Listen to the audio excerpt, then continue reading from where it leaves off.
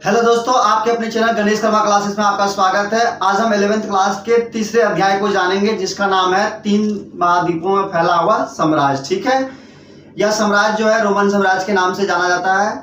इसमें जो 3 द्वीपों में फैला हुआ महाद्वीप था वो अधिकांश यूरोप, पश्चिमी एशिया तथा उत्तरी अफ्रीका का बहुत बड़ा भाग शामिल था। ठीक है, यह साम्राज्य विविध स्थानीय संस्कृति तथा भाषाओं के वैभव से संपन्न था। यहाँ पर महिलाओं की स्थिति एकदम बहुत ही बढ़िया थी, मतलब सुदृढ़ थी। वैसी स्थिति आज के अधिकांश देशों के भी देखने को नहीं मिलती है। ठीक है, अब इसके एमसीक्यू के बारे में जानेंगे, तो चलिए वीडियो की तरफ चलते हैं।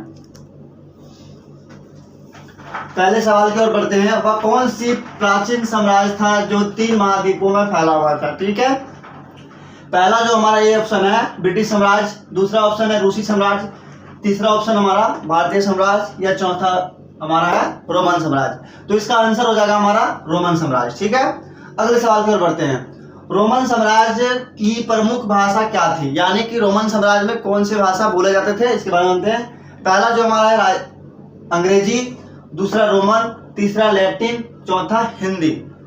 तो सीधा सा आंसर हो जाता है इसका सी, लैटिन भाषा, ऑप्शन नंबर सी।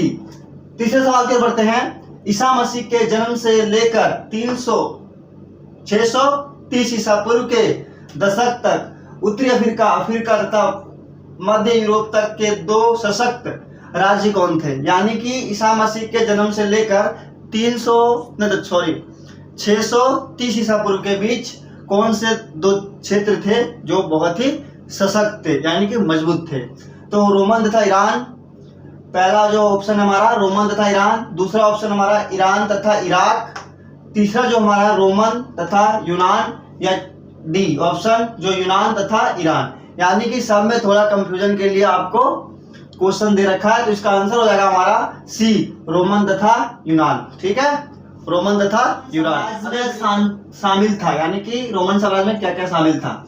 आधुनिक यूरोप का अधिकांश भाग, उत्तरी अफ्रीका का एक बहुत बड़ा भाग, या पश्चिमी एशिया, उपरोक्त सभी। ठीक है, इसमें साफ साफ हमें दिख रहा है कि ये तीनों महाद्वीप जो है उसका नाम दिया गया है ना। जैसे आधुनिक यूरोप हो जाएगा हमारा, दूसरा हो जाएगा अफ्रीका, और तीसरा हमारा हो जाएगा पश्चिमी एशिया। तो इसका आंसर हो जाएगा उपरोक्त सभी। ठीक है, अगले सवाल की बढ़ते हैं। रोमन साम्राज्य की दक्षिणी सीमा पर स्थित था। यानी कि रोमन साम्राज्य की दक्षिणी सीमा पर क्या चीज स्थित था? ग्रेट बैरियर रीफ, सहारा रेगिस्तान, सिम्प्रेशन रेगिस्तान, या फिर इनमें से कोई नहीं? इसका आंसर हो जाएगा हमारा बी, सहारा रेगिस्तान। ठीक है, अगले सवाल की बढ़ते हैं। रोमन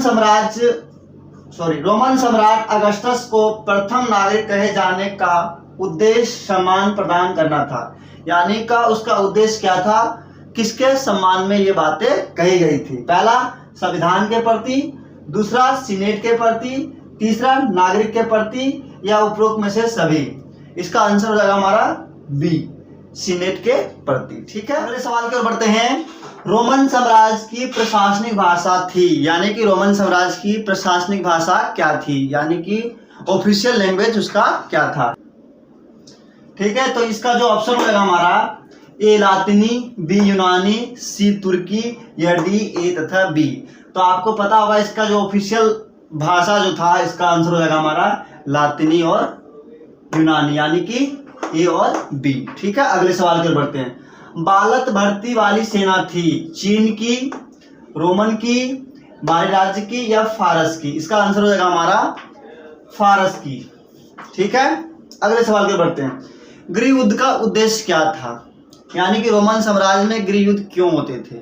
इसका सीधा सा आंसर होगा, आपको पता ही होगा शायद, शत्रुओं को नीचा दिखाना युद्ध के लिए, या सत्ता हथियाना, या फिर उपरोक्त में से कोई नहीं?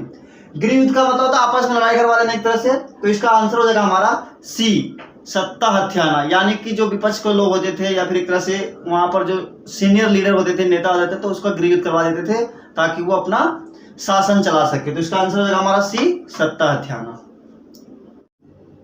अगले सवाल की ओर बढ़ते हैं। रोमन साम्राज्य में सम्राट अगस्टस का शासनकाल जाना जाता है शांति के लिए, युद्ध के लिए, गृह युद्ध के लिए, उपरोक्त में से कोई नहीं। ठीक है, अगस्टस रोमन साम्राज्य का बहुत ही प्रसिद्ध शासक था अगस्टस, ठीक है, जो कि शांति के लिए जाना जाता है। अगस्टस ने ही पुलिस व्यवस्था की स्थापना की, जो आज के समय में, आधुनिक समय में क्या बोलते हैं इसको, पुलिस का जनक, यानी कि पुलिस का पिता, यानी कि पुलिस की व्यवस्था करने वाला या निर्माण करने वाला कौन था, हमारा अगस्टस था, ठीक है, ध्यान रखना इसको।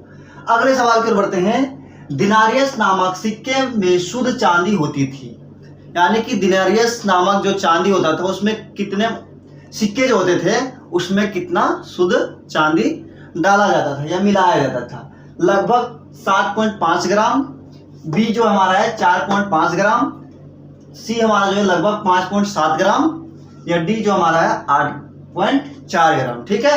इसका जो आंसर हो जाएगा हमारा बी 4.5 ग्राम, ठीक है। अगले सवाल की ओर बढ़ते हैं। रोमन साम्राज्य की प्रणाली का मूल आधार क्या था, यानी कि रोमन साम्राज्य का शासन व्यवस्था का प्रणाली या सिस्टम किस प्रकार से था, या किसके लिए जाना जाता था, या ग्रामीण क्षेत्र के लिए, बड़े बड़े शहर के लिए, सैनिक छावनियों के लिए, उपरोक्त में से कोई नहीं। ग्रामीण क्षेत्र मतलब रूरल डेवलपमेंट, मतलब रूरल क्षेत्र, ग्रामीण क्षेत्र, बड़े बड़े शहर के लिए, तो इसका आंसर जो हमारा हो जाएगा बी, बड़े बड़े शहर के लिए। यानी कि हम जानते हैं रोमन साम्राज्य बहुत ही समृद्ध साम्राज्य था, तो वहां पर बड़े बड़े शहर बनाए गए थे, ठीक है, वहां पे शहर में कोई दिक्कत नहीं होती थी, ग्रामीण क्षेत्र में समस्या बनी रहती थी।